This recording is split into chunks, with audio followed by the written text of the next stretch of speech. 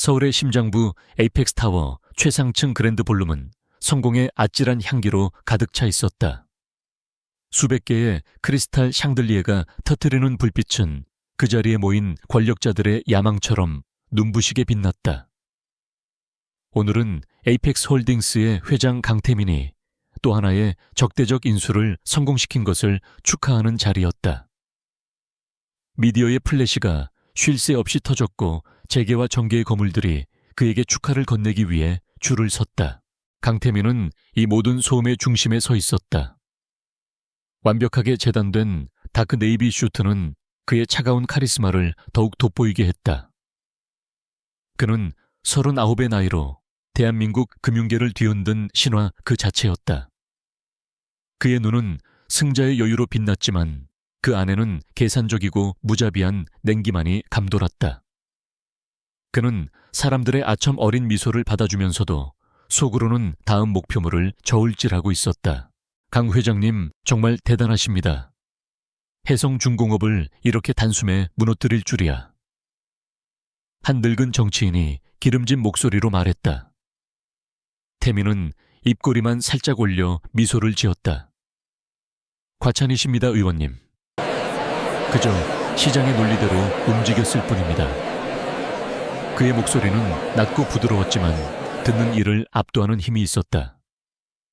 그에게 시장 논리란 곧 강태민의 의지와 동의어였다. 그는 샴페인 잔을 든 채 연 회장을 천천히 둘러보았다. 모든 것이 그의 발 아래 있었다. 돈명의 권력. 그는 자신이 원하는 것은 무엇이든 가질 수 있다고 믿었다. 그리고 그 믿음을 단 한 번도 의심해 본 적이 없었다. 이 화려한 성공의 무대에서 그는 자신이 구축한 완벽한 왕국의 유일한 왕이었다. 그의 시선은 자연스럽게 연 회장 구석소란에서 한 발 물러난 테이블로 향했다. 그곳에 그의 아내 오소연이 앉아 있었다. 그녀는 값비싼 드레스를 입고 있었지만 이 화려한 파티와는 어울리지 않는 섬세한 수채화 같았다. 여튼 아이보리색 실크 드레스는 그녀의 단아한 분위기를 살려주었지만 주변의 현란한 색채 속에서 오히려 눈에 띄게 창백해 보였다. 그녀는 사람들과 억지로 미소를 나누는 대신 조용히 샴페인 잔만 만지작거리고 있었다. 태민은 미간을 살짝 찌푸렸다. 오서연. 그녀는 그의 과거였다. 그가 아무것도 아니었던 시절 유일하게 그의 곁을 지켜준 여자. 하지만 지금의 강태민에게 그녀는 더 이상 필요하지 않았다. 그녀의 온화함, 그녀의 소박함, 그녀의 변하지 않는 신념은 이제 거추장스러운 짐일 뿐이었다. 그녀는 그의 속도를 따라오지 못했고 그의 야망을 이해하지 못했다. 태민은 서연을 자신의 완벽한 제국에 흠집을 내는 유일한 오점이라고 생각했다. 그녀의 존재 자체가 자신이 아직 완벽하게 과거와 단절하지 못했음을 상기시켰다. 그는 더 높이 올라가야 했고 그러기 위해서는 자신을 붙잡는 모든 낡은 것들을 잘라내야 했다. 서연은 그가 버려야 할 가장 크고 무거운 짐이었다. 그의 시선이 차갑게 식어가는 것을 서연은 멀리서도 느꼈다. 서연은 남편의 시선을 피했다. 그녀는 그가 자신을 어떻게 생각하는지 알고 있었다. 그녀는 이 파티가 이 성공이 그를 어떻게 괴물로 만들었는지 똑똑히 보고 있었다. 해성중공업의 몰락 뒤에 얼마나 많은 노동자와 그 가족들의 눈물이 있었는지 태민은 신경 쓰지 않았다. 그는 오직 숫자와 승리만을 쫓았다. 서연은 그를 말리려 했지만 그녀의 목소리는 이미 오래전에 그에게 닿지 않게 되었다. 그때였다. 연 회장 입구가 다시 한번 소란스러워지며 모든 사람의 시선이 한 곳으로 쏠렸다. 붉은색 드레스를 입은 여자가 당당한 걸음걸이로 들어서고 있었다.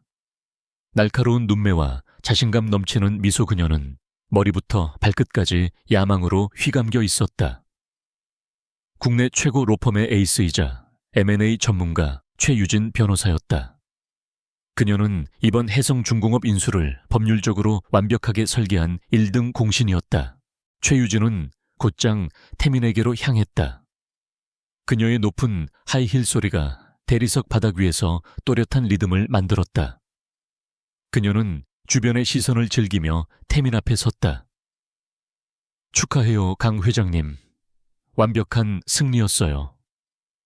그녀가 내민 잔에 태민은 자신의 잔을 가볍게 부딪혔다. 맑은 크리스탈 소리가 두 사람 사이에 울렸다. 최 변호사 덕분입니다. 당신의 전략이 없었다면 불가능했을 겁니다. 태민의 눈이 처음으로 진정한 흥미로 빛났다. 최유진은 그와 같은 종류의 인간이었다. 그녀는 감정에 휘둘리지 않았고 목표를 위해서라면 수단을 가리지 않았다. 그녀는 승리의 언어를 이해했고 권력의 속성을 꿰뚫고 있었다. 우리의 다음 목표는 어디죠? 벌써부터 심심해지려고 하는데요. 유진이 도발적으로 웃으며 물었다. 태민은 만족스러운 미소를 지었다. 더 큰 그림을 그리고 있습니다. 조만간 당신의 도움이 다시 필요할 겁니다. 두 사람은 마치 오랜 동맹처럼 눈빛을 교환했다. 그들은 서로에게서 자신과 같은 종류의 포식자의 모습을 보았다. 태민은 유진과 나란히 서서 재계 인사들과 대화를 나누기 시작했다. 두 사람은 완벽한 한 쌍의 파트너처럼 보였다. 이 모든 광경을 오서연은 말없이 지켜보고 있었다. 태민은 단 한 번도 그녀를 무리 속으로 이끌지 않았다. 그는 의도적으로 그녀를 방치했다. 이제 서연은 남편의 곁에 자신의 자리가 없다는 것을 분명히 깨달았다. 그녀는 조용히 일어나 아무도 모르게 연 회장을 빠져나왔다. 그녀의 퇴장을 눈치챈 사람은 아무도 없었다. 심지어 강태민조차도. 파티가 끝나고 새벽 2시가 되어서야 태민은 차에 올랐다. 비서실장이 운전하는 리무진 뒷좌석은 숨막힐 듯한 침묵에 잠겨 있었다. 태민은 이미 태블릿을 켜고 다음 분기 보고서를 검토하고 있었다. 그의 옆자리에는 서연이 창밖을 내다보며 앉아 있었다. 한강 다리를 가득 메운 가로등 불빛이 그녀의 얼굴 위로 스쳐 지나갔지만 그녀의 눈은 텅 비어 있었다. 이 정막은 그들의 결혼 생활 그 자체였다. 화려한 겉모습 속에 감춰진 춥고 공허한 현실. 서연은 더 이상 아무 말도 하지 않았다. 그녀가 할 수 있는 말은 없었다. 그녀는 이미 오래전에 남편을 잃었다. 지금 그녀의 곁에 앉아있는 남자는 그녀가 사랑했던 따뜻한 눈을 가졌던 그 남자가 아니었다. 그는 오직 강태민 회장이라는 이름의 야망에 찬 껍데기일 뿐이었다. 차가 한남동의 최고급 펜트하우스 지하 주차장으로 미끄러져 들어갔다. 태민은 차가 멈추자마자 태블릿을 든 채 내렸다. 서연도 말없이 그의 뒤를 따랐다.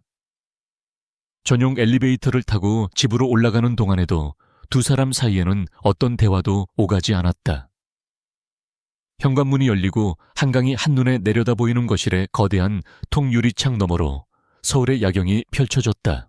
태민은 넥타이를 거칠게 풀며 거실 중앙으로 걸어갔다. 그는 보고서를 마저 확인하고 나서야 마치 방금 그 존재를 깨달았다는 듯이 서연을 돌아보았다. 서연은 현관에 선 채로 그를 바라보고 있었다. 그녀의 눈은 슬픔인지 체념인지 모를 깊은 감정으로 젖어 있었다. 태민은 그 눈을 마주하는 것이 불쾌했다. 그 눈은 항상 자신을 비난하는 것 같았다.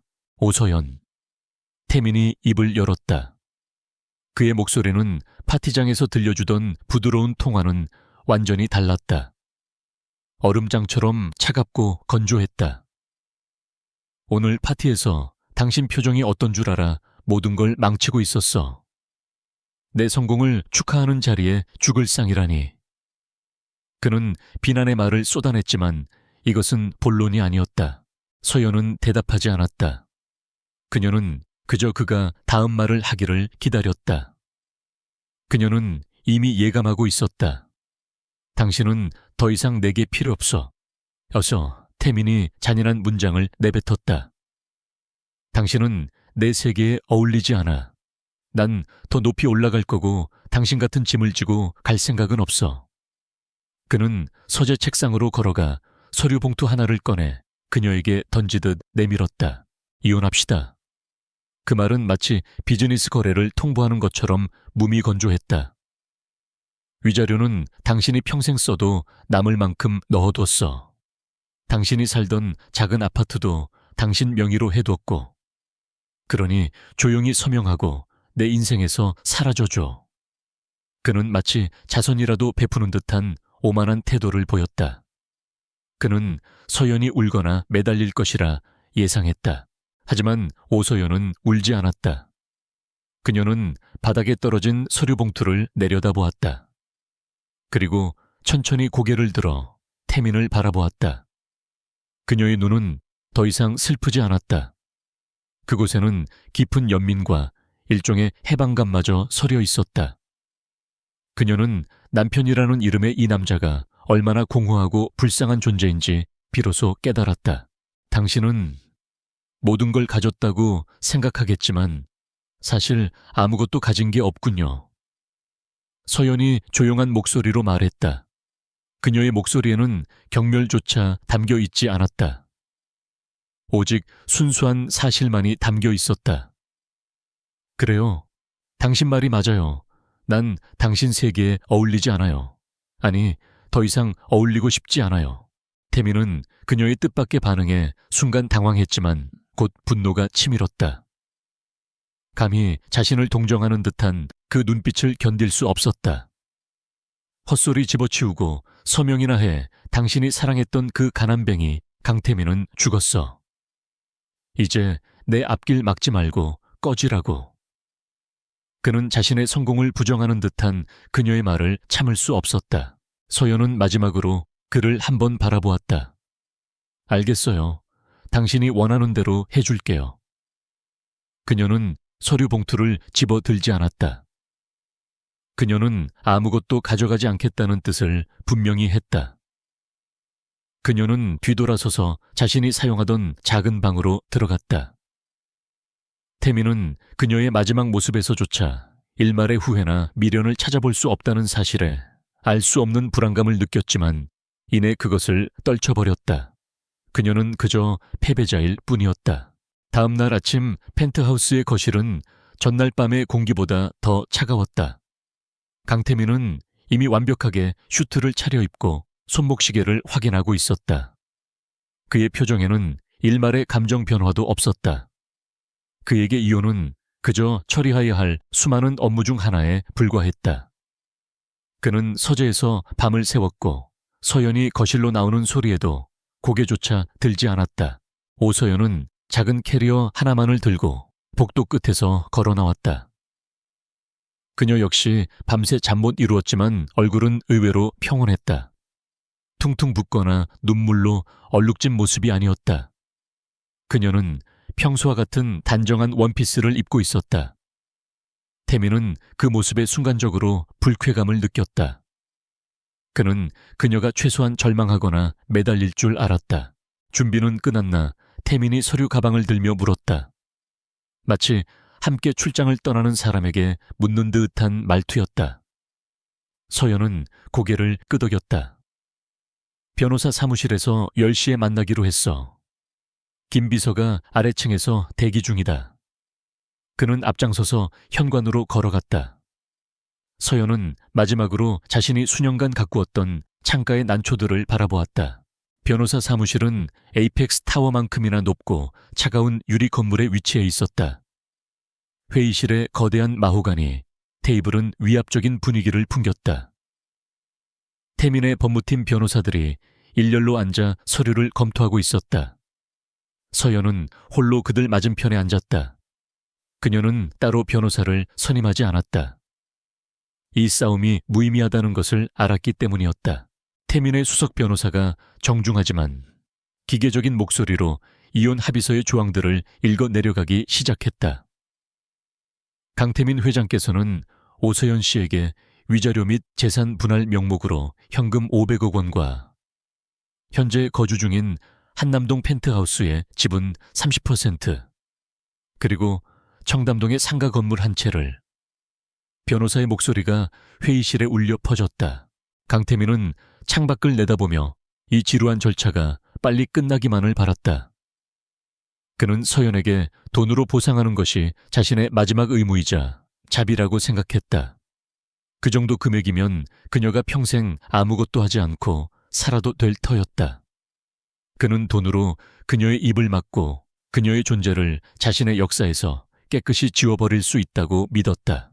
변호사의 낭독이 끝나자 그가 서연에게 물었다.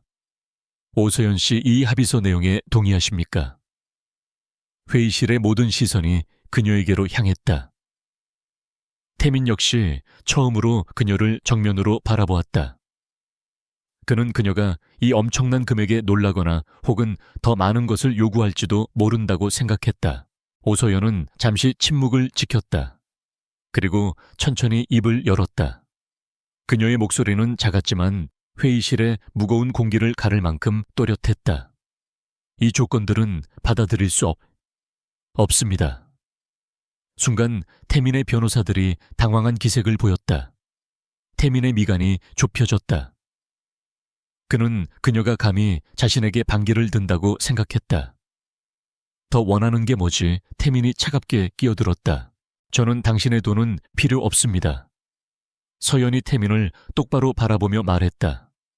법에서 정한 최소한의 재산 분할만 받겠습니다. 그리고 그 펜트하우스나 상가 건물도 원하지 않습니다. 당신이 어젯밤 말했던 제가 결혼 전에 살던 그 작은 아파트면 충분합니다. 변호사들은 서로의 얼굴을 쳐다보았다. 그들은 이런 반응을 전혀 예상하지 못했다. 태민은 실소를 터뜨릴 뻔했다. 뭐라고? 지금 제정신인가? 당신이 뭘 포기하는 건지 알고나 하는 소리야. 그는 그녀의 행동을 이해할 수 없었다. 돈의 가치를 모르는 바보이거나 혹은 마지막 자존심을 세우려는 어리석은 연극이라고 생각했다. 좋아. 원하는 대로 해주지. 그렇게 가난하게 살고 싶다면 말이야. 대신 서연이 말을 이었다. 제가 원하는 것이 몇 가지 있습니다. 태민은 이제 노골적으로 짜증이 난다는 표정을 지었다. 결국 돈이 아닌 다른 걸로 귀찮게 하겠다는 건가? 서연은 그의 비아냥을 무시했다. 제가 결혼 생활 내내 사용했던 물건들입니다. 아주 사소한 것들이에요. 변호사가 조심스럽게 물었다. 어떤 것들인지 목록을 주시면. 서연은 고개를 저었다. 목록은 없습니다. 첫째로 펜트하우스 베란다에 있는 제가 5년 동안 키운 난초 화분입니다. 그리고 침실 옷장 안에 있는 낡은 나무 상자 하나입니다. 태민은 그 말을 듣고 어이가 없다는 듯 헛웃음을 쳤다. 난초 화분, 낡은 상자. 그는 그 상자가 무엇인지 기억조차 나지 않았다. 그가 보기에 그것들은 쓰레기나 다름없었다. 수백억 원의 재산 대신 고작 그런 것들을 요구하다니. 그는 서연이 현실 감각이 없는 여자라고 다시 한번 확신했다. 그게 다인가? 네. 그게 답니다. 서연의 대답은 단호했다. 태민은 변호사에게 고갯짓을 했다. 당장 합의서 수정해. 그녀가 원하는 대로 다 적어 넣어. 그리고 오늘 중으로 모든 절차 끝내. 그는 1분 1초라도 더 이 여자와 엮이는 것이 싫었다. 변호사들은 즉시 새로운 합의서를 작성하기 시작했다. 1시간 뒤 모든 서류가 준비되었다. 오서연은 수정된 합의서의 내용을 꼼꼼히 읽어보았다. 그리고 망설임 없이 자신의 도장을 찍었다. 강태민 역시 자신의 서명을 갈겼다. 두 사람의 10년간의 결혼 생활이 종이 몇 장과 잉크 자국으로 끝나는 순간이었다. 마지막 인장이 찍혔다.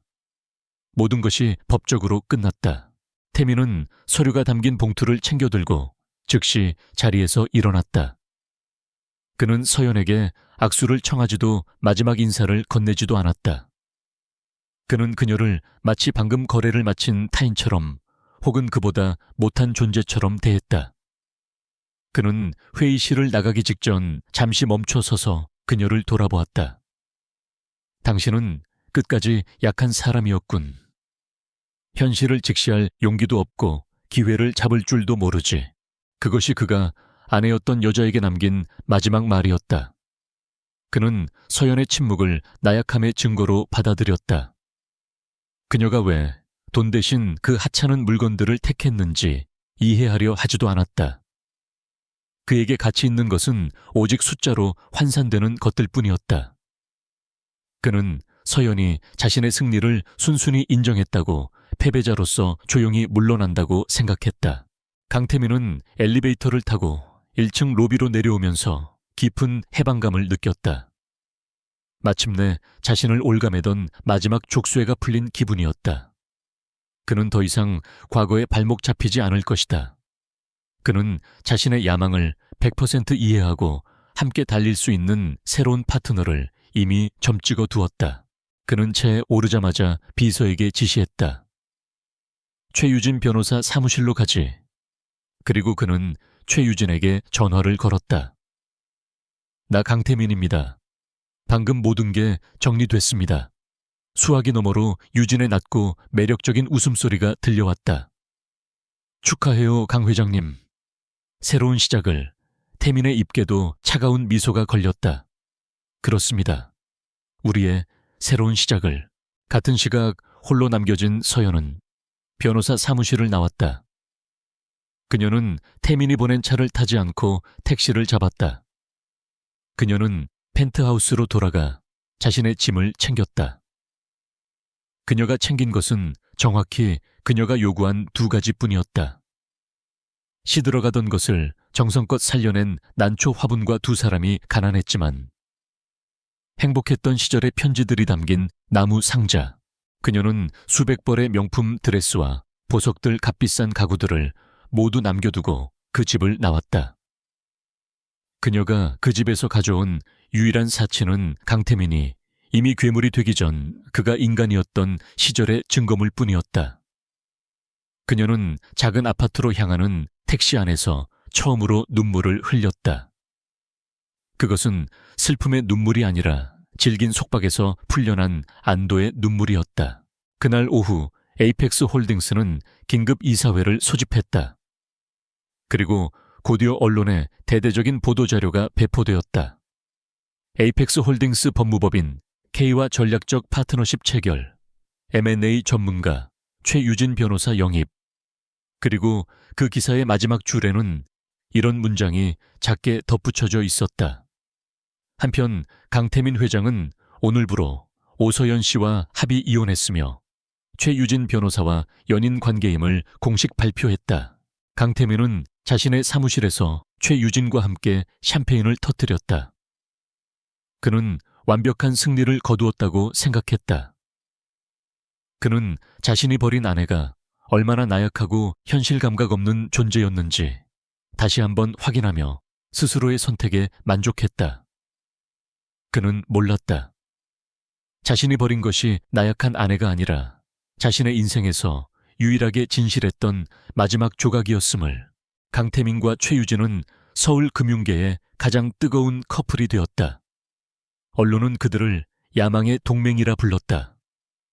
이혼 절차가 마무리된 지 불과 며칠 만에 2사람은 에이펙스 홀딩스의 공식 행사에 나란히 모습을 드러냈다.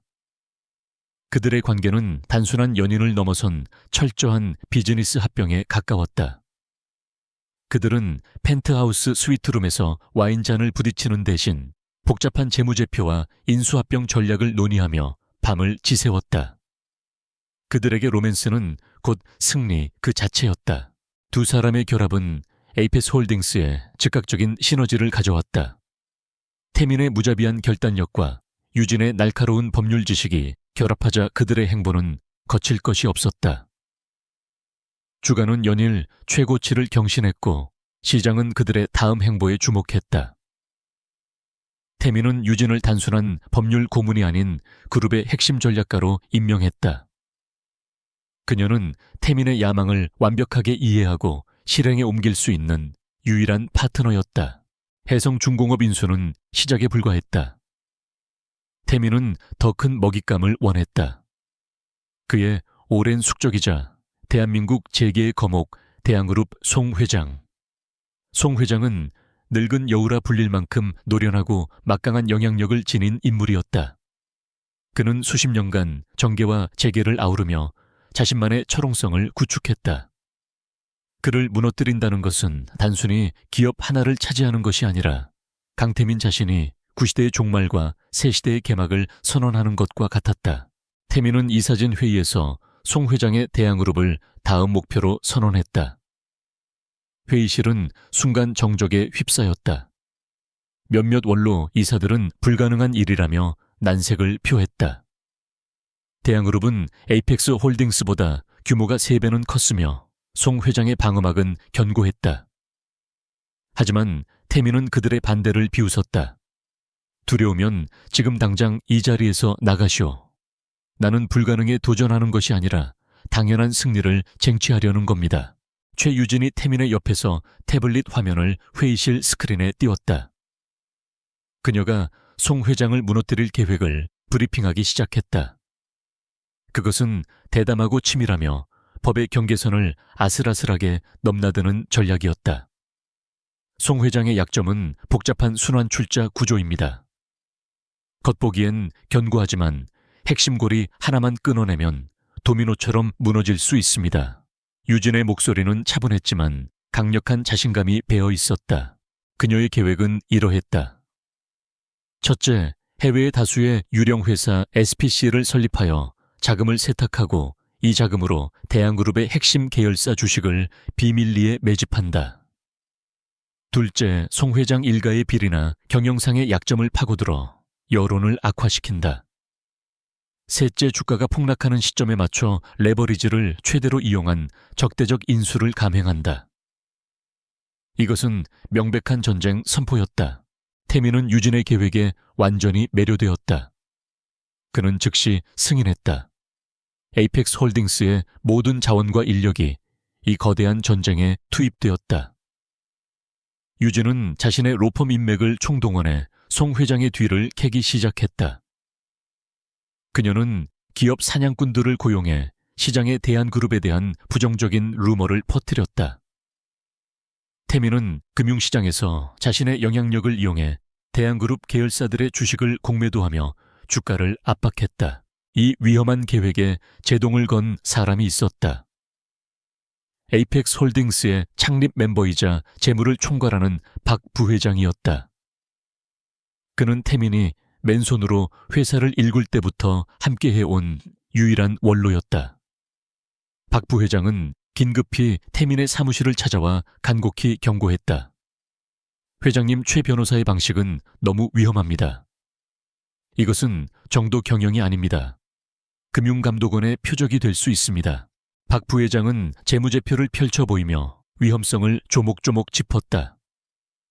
유령 회사를 이용한 자금 흐름은 명백한 시장 교란 행위입니다. 만약 이것이 발각되면 회장님뿐만 아니라 에이펙스 홀딩스 전체가 무너질 수 있습니다. 우리가 20년간 쌓아온 모든 것을 단 한 번의 도박으로 잃을 수는 없습니다. 그의 목소리에는 진심 어린 우려가 담겨 있었다. 하지만 태민은 박 부회장의 충고를 콧방귀 뀌며 무시했다. 박 부회장, 아직도 90년대 방식으로 사업하나 시대가 변했어.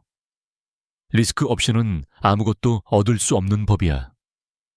태민은 박 부회장의 신중함을 오서연의 나약함과 동일시했다. 자신을 가로막는 낡고 무능한 방해물일 뿐이었다. 그는 유진의 과감함이야말로 자신의 야망에 걸맞은 것이라 확신했다. 태민은 박 부회장을 노려보며 차갑게 말했다. 내 결정에 의문을 제기할 거면 당신 자리도 다시 생각해봐야 할 거요. 나는 전진하는 사람이지 과거에 머무는 사람이 아니니까. 박 부회장은 태민의 싸늘한 눈빛에 더 이상 말을 잇지 못했다. 그는 태민이 완전히 변했음을, 그리고 그 어떤 조언도 더 이상 그에게 닿지 않음을 깨달았다. 그는 무거운 발걸음으로 사무실을 물러났다. 태민은 자신에게 반기를 든 마지막 충심마저 밀어냈다. 그는 이제 오직 최유진의 말만을 신뢰했다. 그는 유진에게 그룹의 모든 법률적, 재무적 권한을 위임했다. 유진은 태민의 맹목적인 신뢰를 등에 업고 더욱 거침없이 움직였다. 그녀는 에이펙스 홀딩스의 자산을 담보로 막대한 자금을 차입하기 시작했다. 모든 것이 대한그룹 인수를 위한 실탄으로 사용되었다. 그들의 공격은 효과가 있는 듯 보였다. 최유진이 터뜨린 송 회장 일가의 탈세 의혹 스캔들로 인해 대한그룹의 주가는 연일 폭락했다. 언론은 연일 송 회장을 비난했고 소액 주주들의 원성이 빗발쳤다. 태민은 이 기회를 놓치지 않았다. 그는 비밀리에 매집한 주식과 공매도를 통해 막대한 차익을 실현하는 동시에 대한그룹의 경영권을 위협하기 시작했다. 강태민은 승리를 예감했다. 그는 펜트하우스에서 최유진과 함께 축배를 들었다. 송 회장도 이제 끝이군. 당신 덕분이야, 유진.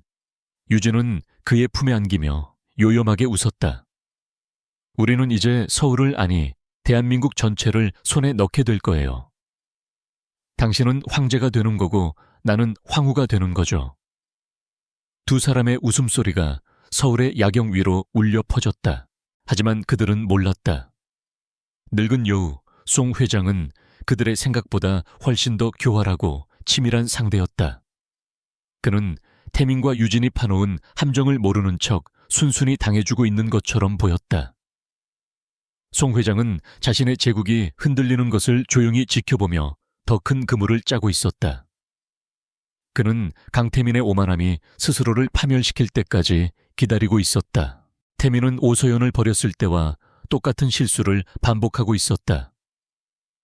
그는 자신과 다른 가치관을 가진 이들의 경고를 나약함으로 치부했다. 그는 오직 자신의 야망과 유진의 속삭임만을 믿었다. 그는 자신이 모든 것을 통제하고 있다고 확신했지만 실제로는 유진이 설계한 위험한 도박판 위에서 가장 위험한 줄타기를 하고 있을 뿐이었다. 강태민과 최유진의 공격은 거셌다. 대한그룹의 주가는 연일 하한가를 기록했고 시장은 송 회장의 몰락을 기정사실화하는 분위기였다. 태민은 매일 아침 자신의 사무실 스크린에 표시되는 대한그룹의 폭락한 주가를 보며 승리를 만끽했다. 그는 이미 자신이 송 회장을 꺾고 재계의 새로운 패권자가 된 듯한 기분에 휩싸였다. 최유진 역시 언론 인터뷰에서 송 회장의 구시대적 경영을 비판하며 에이펙스 홀딩스가 시장에 새로운 질서를 가져올 것이라 공언했다. 이제 한 걸음 남았습니다. 유진이 태민의 펜트하우스에서 다음 단계 전략을 브리핑하고 있었다. 우리가 확보한 자금으로 남은 지분을 모두 끌어모으면 임시 주주총회에서 송 회장 해임안을 상정할 수 있습니다. 이미 소액 주주들의 여론은 우리 쪽으로 완전히 돌아섰습니다. 태민은 만족스러운 미소를 지으며 와인 잔을 들었다. 모든 것이 그들의 완벽한 시나리오대로 흘러가고 있었다. 바로 그때였다.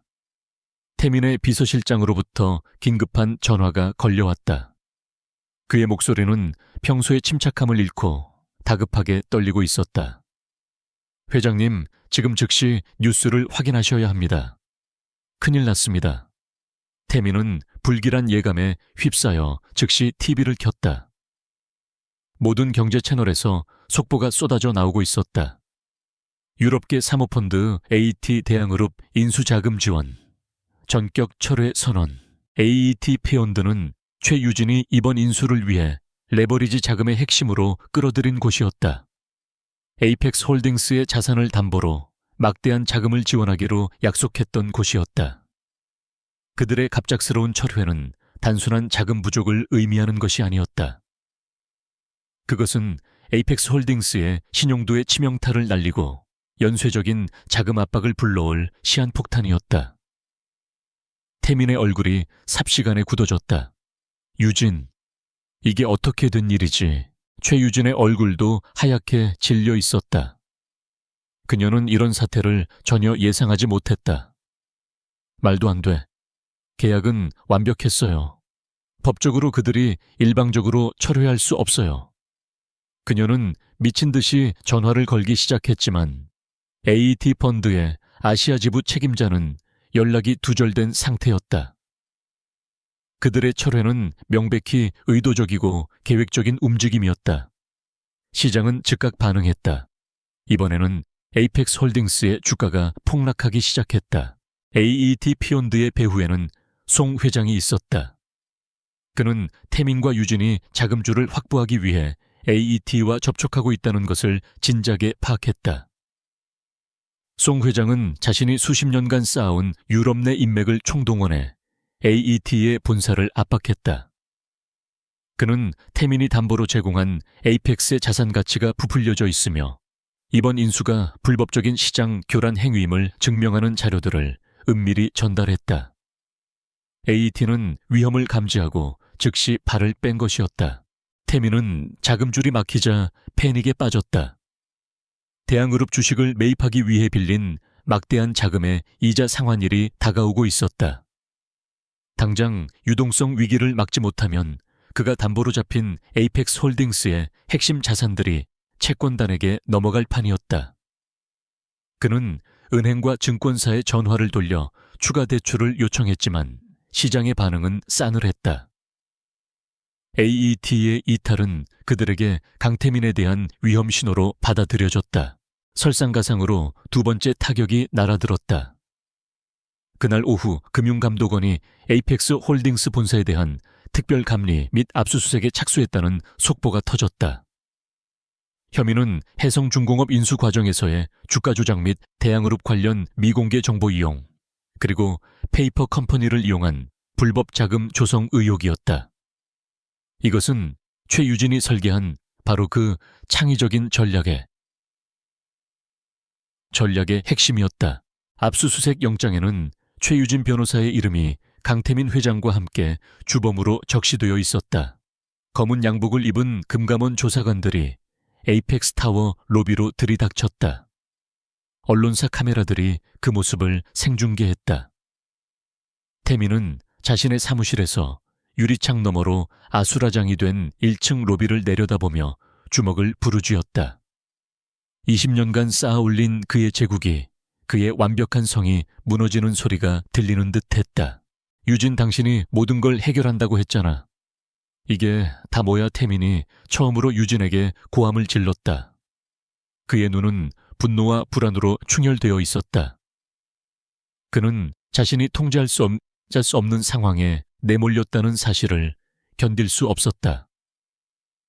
유진은 애써 태연한 척했지만 그녀의 손끝은 미세하게 떨리고 있었다. 진정해요, 태민 씨. 이건 송 회장의 언론 플레이일 뿐이야. 내 법률팀이 막을 수 있어. 이건 그냥 절차상의 문제일 뿐이라고. 하지만 태민은 그녀의 말에서 더 이상 예전과 같은 확신을 느낄 수 없었다.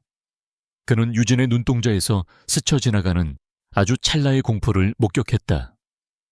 그 순간 그는 박 부회장의 경고를 떠올렸다. 회장님, 최 변호사의 방식은 너무 위험합니다. 모든 것을 잃을 수 있습니다. 태민은 그 기억을 머릿속에서 거칠게 지워버렸다. 그는 자신이 틀렸다는 것을 인정할 수 없었다. 그는 박 부회장이 겁쟁이였기 때문이라고, 송 회장이 비겁한 수단을 썼기 때문이라고 스스로를 세뇌했다. 하지만 그의 완벽했던 세상에 첫 번째 균열이 생긴 것은 분명했다. 그 균열은 너무도 깊고 선명해서 그가 아무리 외면하려 해도 이미 그의 발밑을 뒤흔들고 있었다. 그는 자신이 딛고 서 있던 땅이 사실은 단단한 안반이 아니라 얇은 얼음판이었을지도 모른다는 끔찍한 공포를 처음으로 느꼈다. 금융감독원의 압수수색은 에이펙스 타워 전체를 마비시켰다. 강태민의 제국은 순식간에 범죄의 온상처럼 취급받았다. 조사관들은 서버실을 봉쇄하고 회계 장부와 법률 자문 기록을 닥치는 대로 압수했다. 태민은 자신의 사무실에 사실상 감금된 채 변호사들 외에는 아무도 만나지 못했다. 한때 그에게 아첨하던 임원들은 이제 복도를 지나치며 그와 눈도 마주치지 않으려 했다. 권력의 정점에서 추락하는 것은 한순간이었다. 유동성 위기는 시시각각 그의 목을 조여왔다. AET 펀드의 자금 이탈은 연쇄 부도를 촉발할 기세였다. 제2금융권에서 빌린 당이 차입금의 만기가 바로 다음 주로 다가왔다. 채권단은 즉각적인 상환을 요구하며 압박해왔다. 그들이 요구하는 금액은 태민이 당장 동원할 수 있는 현금 흐름을 아득히 뛰어넘는 수준이었다. 그는 사냥꾼에서 순식간에 사냥감이 되어버렸다. 태민은 뜬 눈으로 밤을 새웠다. 그의 머릿속은 오직 돈을 구해야 한다는 생각뿐이었다. 그는 자신이 그토록 경멸했던 방식으로 과거의 인맥들에게 비굴하게 전화를 돌리기 시작했다. 하지만 시장의 평가는 냉혹했다. 송 회장과 금감원을 동시에 적으로 돌린 강태민에게 선뜻 손을 내밀어 줄 사람은 아무도 없었다. 돌아오는 대답은 정중한 거절 혹은 노골적인 조롱뿐이었다. 최유진 역시 사방으로 뛰어다녔지만 상황은 마찬가지였다. 그녀가 자랑하던 법조계와 정계의 인맥들은 금감원의 조사가 시작되자마자 꼬리를 감췄다. 그녀는 태민에게 시간이 필요하다는 말만 반복했다. 송 회장이 상상 이상으로 손을 써뒀어요. 하지만 분명히 방법이 있을 거예요. 내가 해결할게요. 그녀의 목소리에는 초조함이 묻어났고 태민은 더 이상 그 말을 신뢰할 수 없었다. 결국 태민에게 남은 선택지는 단 하나였다. 그가 목숨처럼 여겼던 것, 에이펙스 홀딩스에 대한 그의 절대적인 지배력의 상징인 개인 보유 지분. 그는 자신이 보유한 에이펙스 홀딩스의 주식 대부분을 담보로 사채 시장에 손을 벌려야 하는 최악의 상황에 직면했다. 이것은 자신의 왕국을 통째로 도박판에 거는 것과 마찬가지였다. 만약 정해진 기한 내에 돈을 갚지 못하면 그는 자신이 창업한 회사에서 빈손으로 쫓겨나게 될 터였다. 그는 사채업자와의 미팅을 잡기 전에 마지막으로 최유진을 불렀다. 당신의 인맥, 당신의 전략 다 어디 갔지? 내가 지금 내 목숨 줄을 담보로 잡혀야 할 판이야. 태민이 절박하게 소리쳤다. 유진은 그의 분노를 정면으로 받으면서도 눈 하나 깜짝하지 않으려 애썼다. 태민 씨, 지금 흥분할 때가 아니에요. 이건 전략적 후퇴일 뿐이야. 일단 급한 불을 끄고 방역할 기회를 노려야 해요. 방역 무슨 수로 당장 내일 모레 만기가 돌아오는데 태민이 책상을 내리쳤다. 유진은 잠시 망설이다가 마치 큰 결심을 한 듯 입을 열었다. 방법이 하나 있긴 해요. 하지만 리스크가 커요. 그녀는 태민에게 한 가지 서류를 내밀었다. 그것은 또 다른 해외 페이퍼 컴퍼니를 이용한 자산 유동화 계획서였다. 사실상 회사의 남은 자산을 헐값에 넘겨 현금을 마련하는 불법의 경계를 넘나드는 방식이었다. 태민은 유진의 얼굴을 뚫어져라 쳐다보았다. 그녀는 여전히 당당했지만 그녀의 눈빛은 무언가를 숨기고 있는 듯했다. 이게 당신이 말한 방법이야. 또 다른 불법. 지금 금감원 놈들이 내 사무실을 이잡듯 뒤지고 있는데 유진은 물러서지 않았다. 들키지 않으면 돼요. 지금 우리에겐 선택지가 없어요. 이 서류에 서명만 하면 내가 홍콩에 있는 내 라인을 통해 급한 자금은 막을 수 있어요. 태민은 극심한 의심에 휩싸였다. 그는 유진을 믿어야 했지만 믿을 수가 없었다.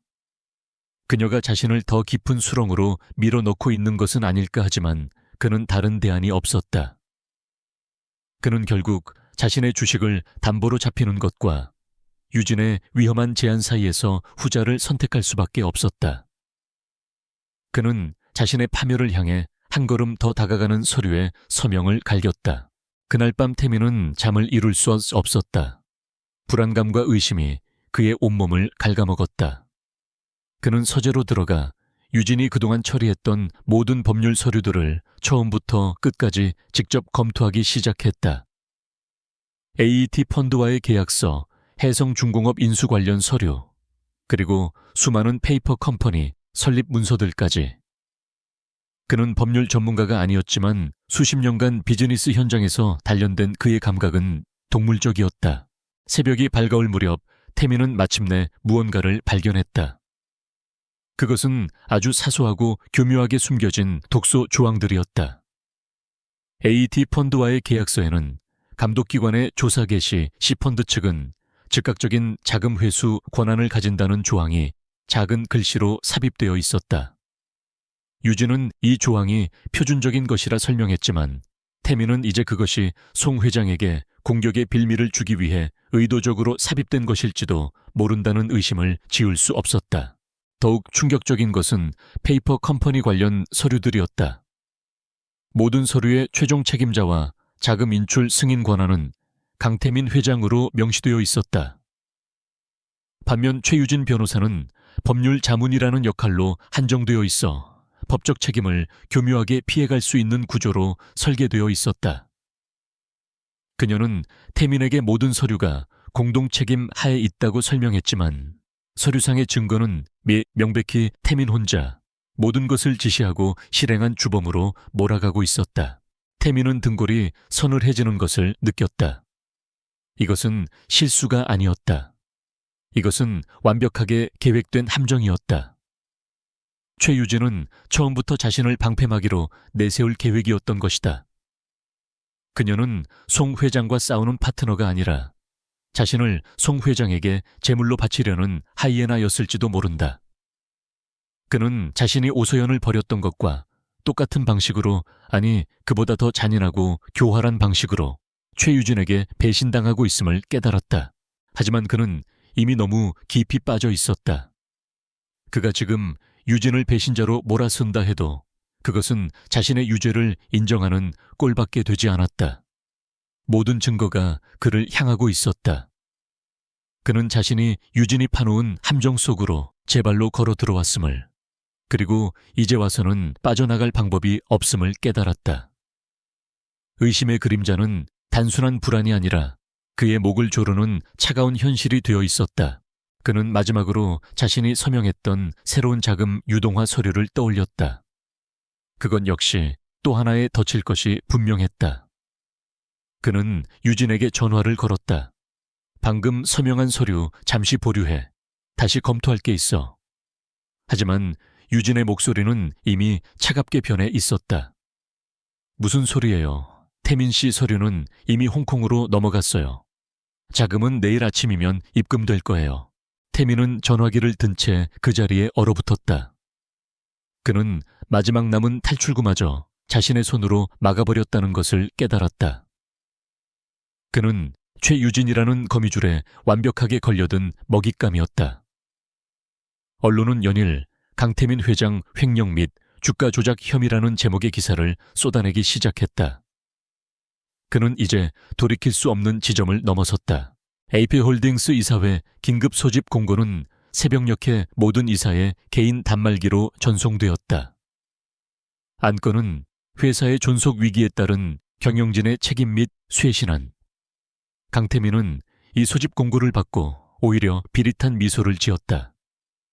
그는 이것이 자신을 무너뜨리기 위한 마지막 발악이라고 생각했다. 그는 아직 자신이 이 게임의 판도를 뒤집을 수 있다고, 이 모든 것이 송 회장의 비열한 공작일 뿐이라고 굳게 믿고 있었다. 그는 밤새 준비한 방어 논리를 머릿속으로 되뇌며 이사회실로 향했다. 그가 복도를 지날 때마다 직원들은 마치 유령이라도 본 듯 황급히 고개를 숙이고 길을 피했다. 한때 그를 경외하던 그 눈빛들은 이제 공포와 경멸로 바뀌어 있었다. 하지만 태민은 아랑곳하지 않았다. 그는 이 위기만 넘기면 이 배신자들을 모두 숙청할 계획이었다. 이사회실에 육중한 문이 열렸다. 회의실 안의 공기는 얼음장처럼 차가웠다. 모든 이사가 이미 착석해 있었고 그들의 표정은 굳어 있었다. 태민은 늘 앉던 상석 회장석으로 향했다. 하지만 그 자리에는 이미 누군가가 앉아 있었다. 최유진이었다. 그녀는 다리를 꼬고 앉아 마치 회의의 주재자처럼 태민을 차갑게 올려다보고 있었다. 태민은 순간 걸음을 멈췄다. 최 변호사 거긴 내 자리요. 그의 목소리에 분노가 실렸다. 유진은 천천히 일어섰지만 자리를 비켜주지는 않았다. 곧 이 자리가 당신 자리가 아니게 될 텐데 굳이 앉으실 필요가 있을까요? 강태민 씨 그녀는 회장님이라는 호칭 대신 그의 이름을 날카롭게 불렀다. 이사들은 숨을 죽인 채 두 사람을 지켜보았다. 무슨 개소리야. 태민이 고함을 질렀다. 당신이 감히 날 능멸해. 이 모든 사태는 당신의 무능하고 불법적인 조언 때문에 시작된 거야. 내가 오늘 이사회에서 당신의 책임을, 제 책임이요, 유진이 태민의 말을 가로챘다. 그녀의 목소리는 회의실 전체를 울릴 만큼 또렷했다. 좋아요, 태민 씨. 오늘 이 긴급 이사회는 바로 그 책임 소재를 분명히 하기 위해 소집된 겁니다. 그녀는 손에 든 리모컨을 눌러 회의실 전면에 거대한 스크린을 켰다. 스크린에는 에이펙스 홀딩스의 로고가 아닌 금융감독원의 공식 문장이 떠올랐다.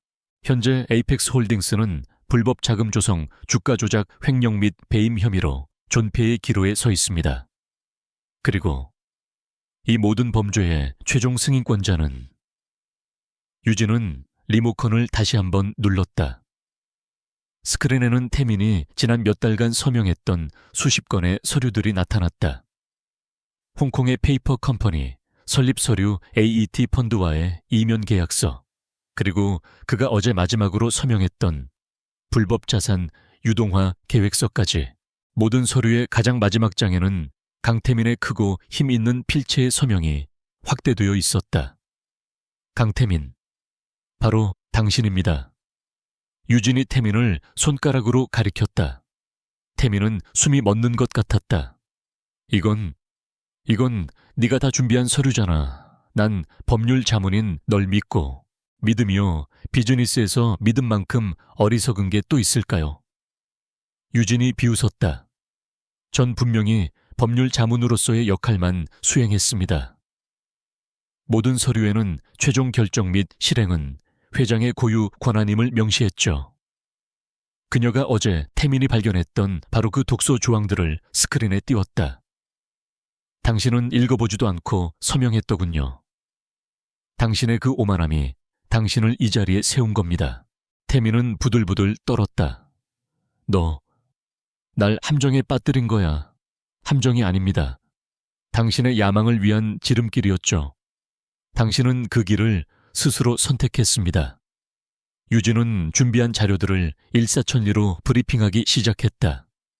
그녀는 강태민이 어떻게 회사의 자금을 빼돌려 불법적인 주식 매입에 사용했는지, 어떻게 자신 유진의 법률적 조언을 무시하고 독단적으로 위험한 투자를 감행했는지 완벽한 논리로 설명했다. 그녀는 태민을 희대의 사기꾼이자 무능한 경영자로 몰아갔다. 이사들은 경악을 금치 못했다.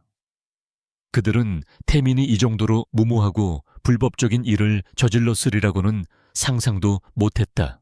우리는 지금 이 순간 강태민이라는 개인의 범죄 행위와 에이펙스 홀딩스라는 법인을 분리해야 합니다. 회사를 살리기 위해서는 이 썩은 종양을 도려내야 합니다. 유진의 목소리는 단호했다. 태민은 반박하려 했지만 모든 증거가 완벽하게 그를 가리키고 있었다. 그가 유진을 비난할수록 그것은 자신의 범죄를 인정하고 공범을 끌어들이는 꼴밖에 되지 않았다. 그는 완벽한 덫에 걸렸다. 그때였다. 이사회실의 뒷문이 조용히 열리고 한 노인이 모습을 드러냈다. 태민이 그토록 무너뜨리고 싶어 했던 늙은 여우 대양그룹의 송 회장이었다. 송 회장은 여유로운 미소를 지으며 회의실 안으로 걸어 들어왔다. 이사들은 모두 기립했지만 태민은 그 자리에 얼어붙은 채 그를 노려보았다. 송 회장, 당신이 어떻게 여기에?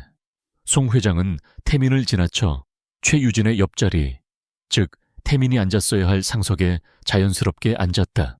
강 회장, 아니 이젠 그냥 강태민 씨라고 불러야겠군. 송 회장의 목소리는 나이와 어울리지 않게 힘이 넘쳤다. 내 그룹을 통째로 삼키려던 젊은 친구의 마지막을 직접 보고 싶어서 왔네. 최 변호사의 프레젠테이션이 아주 인상적이더군. 자네가 내 회사를 노렸던 바로 그 방식으로 자네 회사를 잃게 될 줄이야. 그제야 모든 퍼즐이 맞춰졌다. AET 펀드의 배신 금융감독원의 표적 수사, 그리고 최유진의 완벽한 배신. 이 모든 것은 송 회장의 거대한 시나리오였다. 최유진은 처음부터 송 회장의 사람이었다. 그녀는 태민에게 접근해 그의 야망을 부추기고 그가 스스로 불법의 늪에 빠지도록 유도한 뒤 모든 증거를 모아 송 회장에게 바친 것이었다. 유진, 네가 감히... 태민이 짐승처럼 으르렁거렸다. 유진은 어깨를 으쓱하며 송 회장에게 서류를 건넸다. 강태민 씨, 당신이 어제 마지막으로 서명했던 그 자산 유동화 서류 기억나시죠? 당신의 남은 지분과 펜트하우스를 포함한 모든 사유재산을 담보로 홍콩에서 자금을 빌린다는 거. 유진의 입가에 잔인한 미소가 걸렸다. 그 자금의 출처가 바로 대양그룹의 해외 법인이었습니다. 그리고 당신은 오늘 아침부로 그 채무를 이행하지 못해 디폴트를 선언했죠.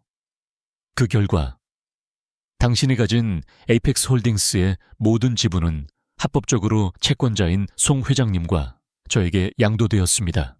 태민의 눈앞이 하얘졌다. 그는 이제 이 회사에서 단 한 주의 주식도 갖지 못한 빈털터리가 되었다.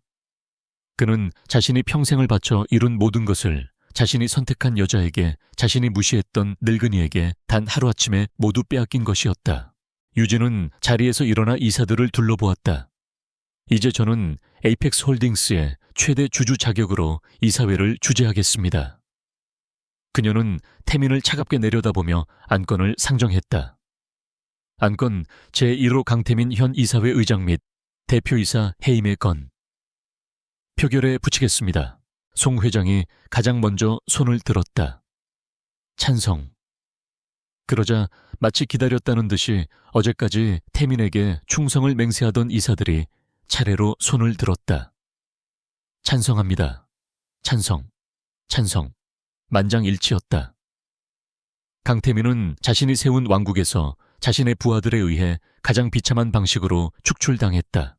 당신들, 감히 나에게 이럴 수 없어. 이 회사는 내 거야. 내가 만들었다고 태민이 이성을 잃고 유진에게 달려들려 했지만 이미 대기하고 있던 보안 요원들이 그의 양팔을 제압했다. 이거나 이 배신자들 그의 절규가 회의실을 울렸지만 아무도 그를 돌아보지 않았다. 송 회장은 보안 요원들에게 끌려나가는 태민의 뒷모습을 바라보며 혀를 찼다. 너무 높이 날면 태양에 타 죽는 법이지. 자네는 자네의 야망이 아니라 자네의 오만함에 무너진 걸세. 유진은 자신의 손톱을 매만지며 차갑게 말했다. 강태민 씨, 이제 당신은 이 건물에 출입할 수 없습니다. 당신의 개인 물품은 착불 택배로 보내드리죠. 육중한 이사회실 문이 태민의 등 뒤로 닫혔다. 완벽한 배신이었다. 그는 모든 것을 잃었다. 그가 그토록 원했던 권력, 그가 목숨처럼 여겼던 회사, 그리고 그가 자신의 파트너라고 믿었던 여자까지. 그는 자신이 버렸던 오서연의 마지막 눈빛을 떠올렸다. 당신은 아무것도 가진 게 없군요. 그 말이 지독한 현실이 되어 그의 뇌리를 강타했다. 강태민은 2명의 거구의 보안 요원에게 팔이 꺾인 채 이사회실에서 끌려 나왔다. 그의 완벽하게 재단된 슈트는 구겨졌고 넥타이는 비뚤어져 있었다. 이거나 내 몸에 손대지 마. 여기가 어딘 줄 알고 그는 발버둥 쳤지만 강철 같은 소나귀에서 벗어날 수 없었다.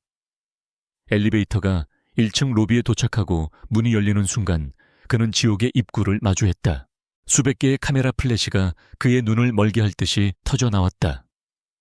로비는 이미 송 회장과 최유진이 미리 연락해둔 기자들로 인산인해를 이루고 있었다. 강태민 회장님 횡령 혐의 인정하십니까?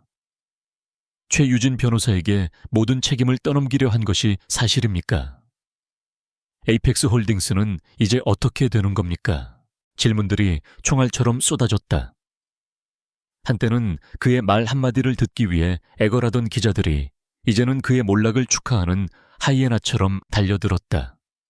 비켜, 다 비키라고 그는 고함을 질렀지만 그의 목소리는 셔터 소리에 묻혀버렸다. 보안 요원들은 그를 짐짝처럼 밀치며 기자들을 뚫고 나갔고 그는 결국 에이펙스 타워의 회전문에 내팽개쳐졌다. 그가 비틀거리며 건물 밖으로 쫓겨나는 마지막 모습까지 카메라에 담겼다. 한때 그가 서울의 하늘을 정복한 왕처럼 군림했던 그 건물이 이제는 그를 차갑게 뱉어냈다. 그는 구겨진 재킷을 바로잡을 겨를도 없이 군중 속에서 도망쳐야 했다. 그는 겨우 택시를 잡아탔지만 갈 곳이 없었다. 일단 그는 자신이 살던 한남동 펜트하우스로 향했다. 분노와 몸열감에 온몸이 떨렸다. 그는 이 모든 것이 악몽이라고 생각했다. 그가 전용 엘리베이터에 카드키를 대는 순간 차가운 기계음과 함께 접근 권한이 없습니다 라는 메시지가 떴다. 그는 믿을 수 없다는 듯 몇 번이고 다시 시도했지만 결과는 같았다. 그는 분노에 차 공동 현관으로 달려가 인터폰을 눌렀다. 화면에 낯선 남자의 얼굴이 떴다. 누구시죠? 나야 강태민 이 집 주인이라고 그러자 화면 속 남자는 비웃음을 터뜨렸다. 아, 전 회장님, 이 집은 어제부로 법적 소유권이 이전되었습니다. 최유진 변호사님의 지시로 저희 보안팀이 관리 중입니다. 돌아가시죠. 화면이 꺼졌다. 태민은 그제야 최유진이 했던 말을 떠올렸다. 당신의 펜트하우스를 포함한 모든 사유재산. 그는 자신이 서명한 마지막 서류가 자신의 집까지 송두리째 빼앗아갔다는 것을 깨달았다. 그는 이제 문자 그대로 길거리에 나앉은 신세가 되었다. 그는 주머니를 뒤져 휴대폰을 꺼냈다. 자신이 아는 모든 사람에게 전화를 걸기 시작했다. 정치인, 은행장, 다른 그룹의 회장들, 아무도 전화를 받지 않았다. 수십 통의 전화 끝에 겨우 연결된 한 은행장은 그의 목소리를 듣자마자 강 회장 지금 나까지 끌어들일 셈인가? 다신 전화하지 말게. 라며 전화를 끊어버렸다. 그는 완벽하게 고립되었다. 한때 그를 따르던 수백 명의 사람들은 이제 그를 전염병 환자처럼 피했다. 그는 독이 든 성배였다. 그는 지갑을 열었다. 신용카드 여러 장이 보였다. 그는 근처의 최고급 호텔로 향했다. 마지막 남은 자존심이었다. 하지만 프론트 데스크 직원은 그의 카드를 받더니 잠시 후 난처한 표정으로 돌려주었다. 고객님, 죄송하지만 이 카드들은 모두 거래 정지 상태입니다. 금융감독원이 그의 모든 금융자산을 동결시킨 것이었다. 그는 현금 몇십만 원이 든 지갑을 든 채 호텔 로비에서 쫓겨나듯 물러났다. 밤이 깊어졌다. 화려한 서울의 야경이 그를 조롱하는 듯했다. 그는 자신이 내려다보던 그 거리에서 이제는 올려다보는 신세가 되었다. 그는 결국 여의도의 한 허름한 모텔 골목으로 발길을 옮겼다. 역한 담배 냄새와 곰팡이 냄새가 나는 좁은 방. 그가 가진 현금으로 머무를 수 있는 유일한 곳이었다. 그는 낡은 침대에 쓰러지듯 누워 천장의 얼룩을 바라보았다. 몇 시간 전만 해도 그는 수조 원대의 자산을 움직이는 거인이었다. 그런데 지금 그는 단돈 몇만 원에 벌벌 떠는 신세가 되었다. 그는 믿을 수가 없었다. 이 모든 것이 현실이라는 것을 받아들일 수가 없었다. 그때 방구석의 작고 낡은 TV에서 익숙한 얼굴들이 나왔다. 긴급 기자회견이었다. 조명 세례를 받으며 단상에 선 최유진과 송 회장이었다. 최유진은 차분하고 단호한 목소리로 말했다. 저는 오늘부로 에이펙스 홀딩스의 부실을 정리하고 대한그룹과의 합병을 통해 회사를 정상화시키는 중책을 맡게 되었습니다. 구 강태민 회장의 독단적이고 불법적인 경영으로 인해 구강태민 회장. 그녀는 그가 아직 살아있음에도 불구하고 그를 죽은 사람 취급했다. 그녀는 계속해서 자신이 어떻게 강태민의 비리를 내부 고발했는지, 어떻게 회사를 구하기 위해 송 회장에게 도움을 청했는지 연기했다. 언론은 그녀를 부패한 거인을 쓰러뜨린 정의의 여신처럼 포장했다. 송 회장은 만족스러운 미소로 그녀의 어깨를 감쌌다. 최 변호사의 용기 있는 결단 덕분에 대한민국 경제에 큰 종양을 제거할 수 있었습니다.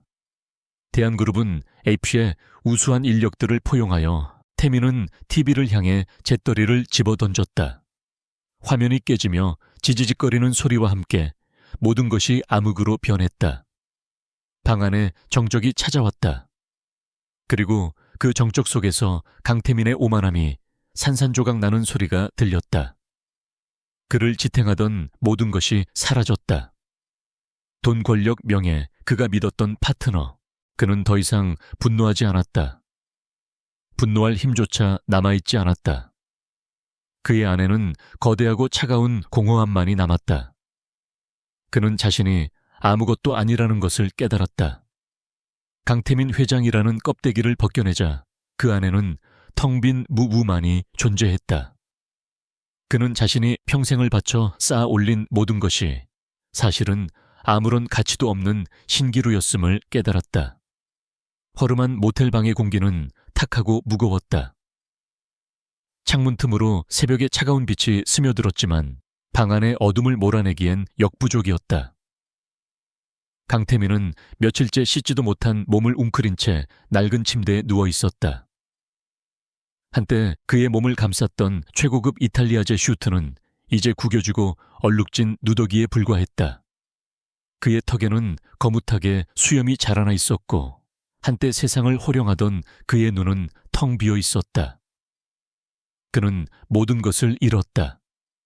그가 이룬 제국, 그의 부, 그의 명예, 그리고 그를 지탱하던 오만함까지도. 그는 더 이상 분노하지 않았다. 분노는 에너지가 있는 자들의 사치였다. 지금 그에게 남은 것은 오직 뼛속까지 시린 공허함과 자신이 뱉어냈던 경멸의 말들이 독이 되어 자신에게 돌아오는 끔찍한 현실 인식뿐이었다. 방구석의 낡은 TV에서는 여전히 그에 대한 뉴스가 흘러나왔다. 하지만 이제 그는 메인 뉴스가 아니었다. 경제면 한 구석의 실내는 가십거리가 되어 있었다. 전 에이펙스 강태민 회장 잠적, 검찰 출국 금지 조치. 그는 TV를 껐다. 세상의 소음이 사라지자 견딜 수 없는 정적이 찾아왔다. 그리고 그 정적 속에서 그가 수십 년간 의도적으로 외면하고 억눌러왔던 과거의 기억들이 수면 위로 떠오르기 시작했다. 그것은 화려한 성공의 순간들이 아니었다. 펜트하우스에서의 호화로운 파티나 적대적 인수를 성공시킨 뒤에 환희도 아니었다. 그가 가장 경멸하고 가장 나약하다고 치부했던 순간들이었다. 가장 먼저 떠오른 것은 오서연의 모습이었다. 그가 해성중공업 인수를 위해 밤을 새우던 어느 날이었다. 새벽 3시가 넘어 펜트하우스에 들어섰을 때 서연은 소파에서 담요를 덮은 채 그를 기다리고 있었다. 그녀는 잠에서 깨 부스스한 얼굴로 고생 많았어요. 따뜻한 꿀물이라도 한 잔이라며 다가왔다. 그는 그녀의 손을 거칠게 밀쳐냈다. 쓸데없는 짓 하지마, 피곤해 죽겠는데. 방해하지 말고 잠이나 자. 그는 그때 그녀의 눈에 스쳤던 깊은 슬픔을 기억해냈다. 하지만 당시 그는 그 슬픔을 전혀 이해하지 못했다. 그는 오직 자신의 일, 자신의 성공, 자신의 야망에만 미쳐 있었다. 그녀의 따뜻함은 그에게 거추장스러운 방해물일 뿐이었다. 그는 그녀의 배려를 자신의 위대한 여정을 방해하는 나약함으로 치부했다. 그는 그녀가 자신의 속도를 따라오지 못한다고 비난했다. 또 다른 기억이 떠올랐다. 그가 에이펙스 홀딩스를 막 창업했을 때 작은 오피스텔에서 밤샘 작업을 하던 시절이었다. 그는 투자 유치에 실패하고 절망에 빠져 있었다. 그때 서연은 그의 곁에 앉아 그의 손을 잡아주었다. 태민 씨, 당신은 할 수 있어요. 나는 당신을 믿어요. 당신의 숫자가 아니라 당신의 꿈을 믿어요. 그녀의 목소리는 조용했지만 그 어떤 거창한 약속보다도 굳건했다. 그는 자신이 어떻게 그 믿음을 배신했는지 깨달았다. 그는 그녀가 믿었던 꿈을 이루는 대신 숫자로만 이루어진 괴물이 되었다. 그는 성공할수록 서연을 밀어냈다. 그녀의 존재 자체가 자신이 얼마나 변했는지를 상기시켰기 때문이었다. 그는 그녀의 순수함이 자신의 야망을 더럽힌다고 생각했다. 그는 그녀의 변하지 않는 가치관을 구시대의 유물처럼 경멸했다. 모든 걸 잃고 나서야 알았다. 내가 버린 아내가 내 인생의 가장 소중한 사람이었다. 이 문장이 그가 어디선가 본 듯한 이 끔찍한 진실이 그의 머릿속을 망치처럼 내리쳤다. 그는 모든 것을 잃었다. 에이펙스 홀딩스 최유진 송 회장. 그는 그들에게 모든 것을 빼앗겼다고 생각했다. 하지만 아니었다. 그는 이미 오래전에 가장 소중한 것을 제 손으로 버렸다. 최유진과 송 회장은 이미 텅 비어버린 그의 껍데기를 가져갔을 뿐이었다. 그의 영혼, 그의 인간성, 그가 한때 가졌던 유일한 진실은 오서연과 함께 떠나갔다. 그는 돈과 권력을 얻기 위해 그것들을 기꺼이 내던졌다. 그는 자신이 완벽한 거래를 했다고 생각했다. 하찮은 감정을 버리고 위대한 성공을 손에 넣었다고. 하지만 이제 그는 깨달았다. 그는 다이아몬드를 내다버리고 반짝이는 유리 조각을 주워 모은 어리석은 바보였다. 그는 이혼하던 날을 떠올렸다. 서연이 수백억 원의 위자료 대신 요구했던 그 하찮은 것들. 난초 화분, 그리고 낡은 나무 상자. 태미는 그 상자의 존재를 까맣게 잊고 있었다. 하지만 이제 어렴풋이 기억났다. 그것은 서연이 결혼할 때 가져온 유일한 혼수였다. 그 안에는 그들의 연애 시절 사진, 그가 군대에서 보냈던 편지들, 처음 사업을 시작할 때 함께 썼던 계획서 같은 것들이 들어있었다. 그가 쓰레기라고 생각했던 것들, 그가 자신의 화려한 펜트하우스에 어울리지 않는다고 치워버리라고 소리쳤던 것들. 서연은 그 모든 것을 간직하고 있었다. 그녀는 그의 돈이 아니라 그가 잃어버린 강태민의 증거물들을 가져갔던 것이다. 그녀는 마지막 순간까지 그에게 기회를 주었던 것일지도 모른다. 그가 돈이 아닌 그 상자의 가치를 알아보기를. 하지만 그는 그녀를 비웃었다. 현실 감각 없는 여자, 약한 사람. 그는 자신의 오만함으로 그녀의 마지막 배려마저 짓밟았다. 최유진은 그의 야망을 비추는 거울이었다. 그녀는 그가 원하는 모든 것을 갖추고 있었다. 냉철함, 무자비함, 그리고 성공에 대한 끝없는 갈증. 그녀는 그가 변신한 괴물에게 완벽한 파트너였다. 하지만 오서연은 그가 인간이었던 시절의 닻이었다. 그녀는 그가 폭풍우 속에서 길을 잃지 않도록 붙잡아주는 유일한 존재였다. 그리고 그는 그 닻을 스스로 끊어버렸다. 그는 자신이 버린 것이 단순한 아내가 아니라 은행장에 찍히지 않는 진정한 부부였음을 깨달았다. 그것은 그가 수년간 일 중독에 시달리면서도 깊은 밤 펜트하우스로 돌아갔던 이유, 그가 그 모든 것을 견딜 수 있게 해주었던 유일한 평화였다는 것을 깨달았다. 그는 그 평화를 제 손으로 파괴했다. 돈으로 환산할 수 없는 유일한 가치를 돈 몇 푼과 맞바꾸려 했다. 그리고 이제 그는 돈도 평화도 그 무엇도 갖지 못한 빈털터리가 되었다. 이 깨달음은 그에게 구원을 주지 않았다. 그것은 그의 남은 삶을 영원히 고통스럽게 할 저주였다. 회사를 잃은 상실감과는 비교할 수 없는 영혼을 갉아먹는 후회가 그의 온몸을 덮쳤다. 그는 무언가에 홀린 듯 자리에서 일어났다. 그는 이 모텔 방에서 나가야 했다. 그는 서연을 찾아야 했다. 사과하기 위해서 아니었다. 그는 자신이 용서받을 자격이 없다는 것을 알았다. 다시 시작하기 위해서 그것은 불가능했다. 그는 그저 확인해야만 했다. 그가 버린 그 소중한 존재가 적어도 자신과는 달리 어딘가에서 평화롭게 살아가고 있는지를. 그것이 그가 이 지옥 같은 현실에서 숨 쉴 수 있는 유일한 이유가 될 것 같았다. 강태민은 며칠 만에 처음으로 모텔 방을 나섰다. 지갑에 남은 현금 몇십만 원이 그의 전 재산이었다. 그는 한때 수천억을 손가락 하나로 움직였지만 이제는 이 돈으로 며칠을 버틸 수 있을지 계산해야 하는 신세가 되었다. 그는 더 이상 강태민 회장이 아니었다.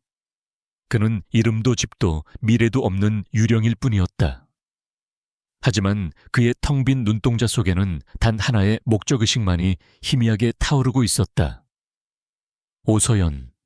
그는 그녀를 찾아야 했다. 그는 자신이 왜 그녀를 찾아야 하는지 명확히 알지 못했다. 용서를 구하기 위해서 그는 스스로가 용서받을 자격이 없음을 뼈저리게 알았다. 모든 것을 되돌리기 위해서 그것은 세상이 뒤집히는 것보다 더 불가능한 일이었다. 그는 그저 확인하고 싶었다. 자신이 무참히 짓밟고 버린 그 존재가 적어도 자신처럼 이 지옥 속을 헤매고 있지는 않은지, 그녀가 평화롭다는 것을 제 눈으로 확인하는 것만이 그가 이 숨막히는 죄책감 속에서 숨을 쉴 수 있는 유일한 방법 같았다. 그의 첫 번째 행선지는 이혼 합의서에 적혀있던 그가 서연에게 적선하듯 돌려준 그 작은 아파트였다. 그곳은 그녀가 결혼 전 살던 곳이었다. 그는 낡은 빌라 앞에 섰지만 아파트는 텅 비어 있었고 문에는 임대문이라는 종이가 붙어 있었다.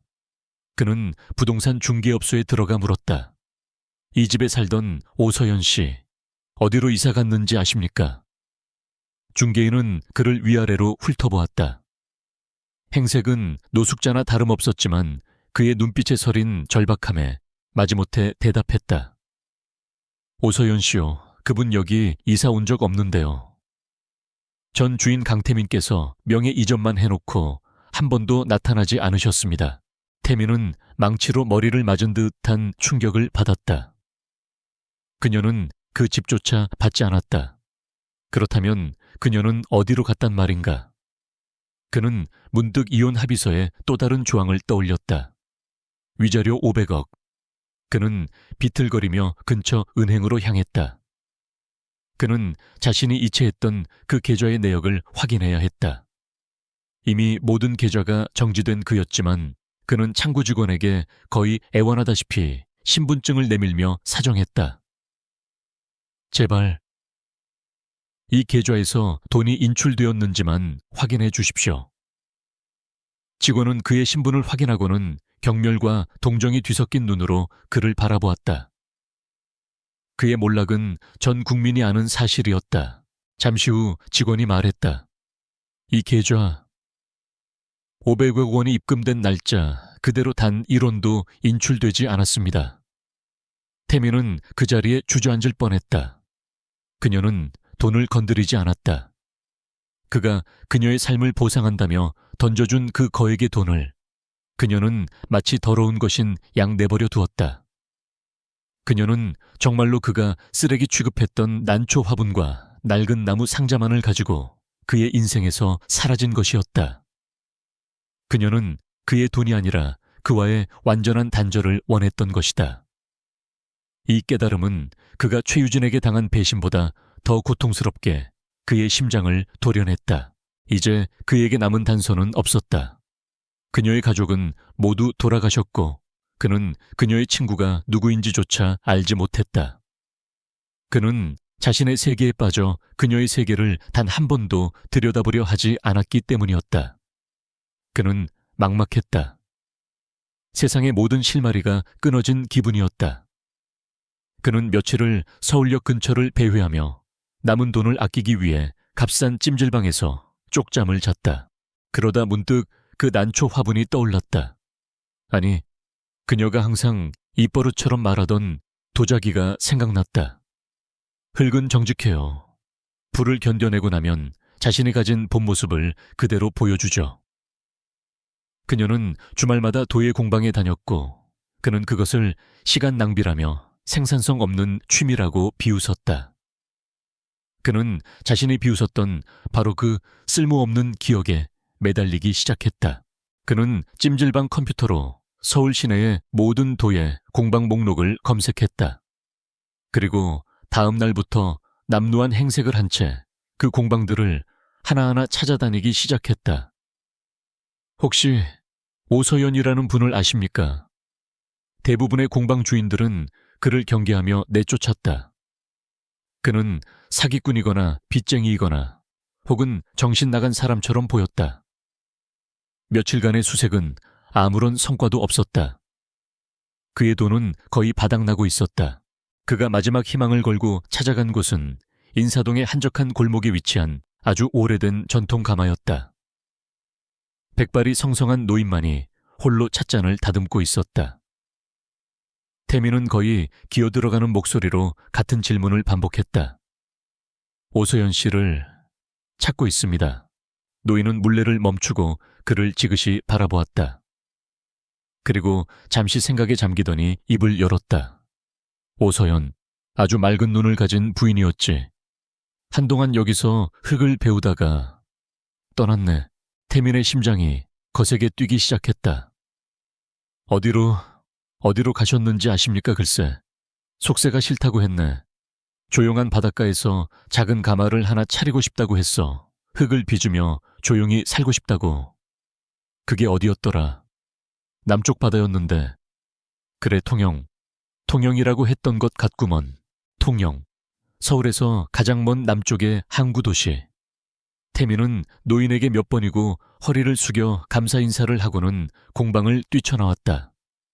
그는 남은 돈을 탈탈 털어 통영으로 가는 편도 고속버스 표를 샀다. 버스가 서울을 벗어나는 내내 그는 창밖을 바라보았다. 자신이 전용기와 리무진으로 누비던 그 도시가 이제는 그를 태울 버스 좌석 하나 없는 낯선 곳이 되어 있었다. 이 긴 여정은 그가 외면했던 진실을 향해 가는 고통스러운 속죄의 길이었다. 6시간이 걸려 도착한 통영은 서울과는 전혀 다른 세상이었다. 시간은 느리게 흘렀고 공기 중에는 짠 바다 내음과 생선 굽는 냄새가 섞여 있었다. 한낮의 햇살은 따뜻하고 평화로웠다. 강태민은 이 평화로운 풍경 속에서 자신이 얼마나 이질적이고 더러운 존재인지 절감했다. 그는 마치 성스러운 장소에 침입한 괴물처럼 느껴졌다. 그는 굶주림과 피로에 지친 몸을 이끌고 며칠을 통영 시내를 헤맸다. 그는 도예 공방을 물어물어 다녔다. 그러다 동피랑 마을 근처 바다가 한눈에 내려다 보이는 작은 언덕길에서 그는 마침내 그 이름을 발견했다. 서연의 공방. 크지도 화려하지도 않은 손으로 쓴 듯한 작은 나무 간판이었다. 그는 길 건너편 전봇대 뒤에 몸을 숨겼다. 심장이 미친 듯이 울려 숨을 쉴 수가 없었다. 공방은 바다를 향해 큰 유리창이 나 있었다. 그리고 그 창 안으로 그녀가 보였다. 오서연. 그녀는 무명으로 만든 편안한 작업복에 앞치마를 두르고 있었다. 머리는 단정하게 묶어 올렸고 그녀의 두 손은 물레 위에 흙을 어루만지고 있었다. 그녀는 행복해 보였다. 그녀의 얼굴에는 그가 결혼 생활 내내 단 한 번도 보지 못했던 깊고 고요한 평화가 깃들어 있었다. 태민은 길 건너편 가게에 쇼윈도에 비친 자신의 모습을 보았다. 며칠을 굶어 헬쑥한 얼굴, 떡진 머리, 더러운 옷 공포와 죄책감으로 일그러진 눈. 그는 괴물이었다. 반면 그녀는 햇살 속에서 성스러운 의식을 치르듯 흙을 빚고 있었다. 그녀는 그가 없이도 살아남은 것이 아니었다. 그녀는 그를 떠나고 나서야 비로소 자신의 삶을, 자신의 평화를 되찾은 것이었다. 그 압도적인 진실 앞에서 태민은 다리가 풀려 그 자리에 주저앉을 뻔했다. 그는 벽에 몸을 기댔다. 감히 저 평화를 깨뜨릴 자격이 자신에게는 없었다. 그가 그녀에게 줄 수 있는 것은 오직 더러운 죄책감과 고통뿐이었다. 그는 자신이 만졌던 모든 것을 파괴하는 존재였다. 그는 조용히 돌아서서 이 어둠 속으로 다시 기어들어가야 한다고 생각했다. 그가 비틀거리며 발걸음을 돌리려던 바로 그 순간이었다. 공방의 문에 달린 작은 풍경이 맑은 소리를 내며 울렸다. 서연이 허리를 펴며 잠시 쉬려는 듯 밖으로 나왔다. 그녀는 바다를 바라보며 기지개를 켰다. 그리고 무심하게 거리를 훑어보던 그녀의 시선이 길 건너편의 남루한 남자에게 멈췄다. 시간이 멈췄다. 그녀의 평화롭던 표정이 순간 얼어붙었다. 분노나 경멸이 아니었다. 그것은 믿을 수 없는 것을 목격한 깊고 순수한 놀라움이었다. 그녀는 길 건너편의 저 비참한 노숙자가 한때 서울의 왕이었던 자신의 남편이었던 강태민임을 알아보았다. 태민은 그녀의 시선에 꿰뚫린 채 자신의 모든 추악함을 드러낸 채 단 한 걸음도 움직일 수 없었다. 길 건너편에서 시간은 영원처럼 늘어졌다. 강태민은 자신의 남루한 존재가 그녀의 평화로운 세계에 얼마나 큰 오점인지 깨달으며 그 자리에 얼어붙었다. 그는 도망가고 싶었지만 발이 땅에 붙어버린 듯 움직일 수 없었다. 오서연의 맑은 눈동자는 그를 정확히 꿰뚫어 보고 있었다. 그 눈에는 분노도 경멸도 심지어 동정조차도 담겨있지 않았다. 그저 모든 것을 이해한다는 듯한 깊고 슬픈 평온함이 서려 있었다. 그녀는 그에게서 눈을 떼지 않은 채 천천히 좁은 찾길을 건너왔다. 한 걸음 한 걸음 다가오는 그녀의 모습은 그에게 마지막 심판을 내리러 오는 정의의 여신처럼 보였다. 그녀는 그의 2미터 앞에서 멈춰 섰다. 가까이에서 본 그녀의 얼굴은 서울에 있을 때보다 더 건강해 보였지만 그만큼 더 멀게 느껴졌다. 그녀는 낯선 사람을 대하듯 그를 바라보았다. 오랜만이네요, 강태민 씨. 그녀가 입을 열었다. 그녀의 목소리는 찻잔 속의 맑은 물처럼 고요했다. 태민 씨. 그녀는 더 이상 그를 여보라고 부르지 않았다. 그 호칭 하나가 그들 사이에 노인 건널 수 없는 강을 실감하게 했다. 태민은 입술을 달싹였지만 목이 메어 아무 소리도 나오지 않았다. 그는 지금 자신의 모습이 얼마나 비참한지, 그리고 이 비참함이야말로 자신이 받아 마땅한 벌이라는 것을 알았다. 그는 무릎을 꿇었다. 아스팔트 바닥의 차가운 감촉이 그의 무릎을 찔렀지만 그는 아무것도 느낄 수 없었다. 그는 짐승처럼 울부짖으며 사과하고 싶었다. 서연아, 내가 잘못했어. 그의 목소리는 며칠간 굶주린 사람처럼 거칠게 갈라져 나왔다. 내가 다 잃고 나서야 당신이 내 전부였다는 걸. 그는 바닥에 이마를 대고 흐느꼈다. 그가 평생 흘리지 않았던 모든 후회의 눈물이 한꺼번에 터져 나왔다. 그는 그녀가 자신을 욕하고 때리고 저주하기를 바랐다. 그것이 차라리 견디기 쉬울 것 같았다. 하지만 서연은 그저 그를 조용히 내려다볼 뿐이었다. 한참의 시간이 흐른 뒤 그녀가 다시 입을 열었다. 일어나요, 태민 씨. 당신이 이럴수록 내 과거까지 비참해지는 기분이니까. 그녀의 목소리에는 일말의 감정 동요도 없었다. 태민은 그녀의 말에 마지못해 고개를 들었다. 눈물과 콧물로 범벅이 된 그의 얼굴은 괴물 그 자체였다. 서연은 그의 눈을 똑바로 바라보며 말했다. 당신은 모든 걸 잃고 나서야 알았다고 했죠. 그녀는 조용히 고개를 저었다. 아니요. 당신은 모든 걸 잃었기 때문에 나를 찾아온 거예요. 만약 당신이 여전히 에이펙스 타워 꼭대기에 앉아 있었다면 당신은 단 한순간도 나를 기억하지 않았을 거예요. 아니야, 그게 아니야. 태민이 절박하게 소리쳤다. 나는 정말로, 태민 씨. 서연이 그의 말을 단호하게 끊었다. 당신은 나를 사랑해서 나를 버린 게 아니에요. 당신의 야망을 위해 나를 버린 거죠. 그리고 지금 당신이 나를 찾는 것도 나를 사랑해서가 아니에요. 당신의 마지막 피난처, 당신의 실패를 위로해줄 유일한 사람이라고 생각해서 온 거예요. 당신은 여전히 이기적이군요. 그녀의 말은 칼날처럼 날카로웠지만 너무나 정확한 진실이어서 태민은 아무런 반박도 할 수 없었다.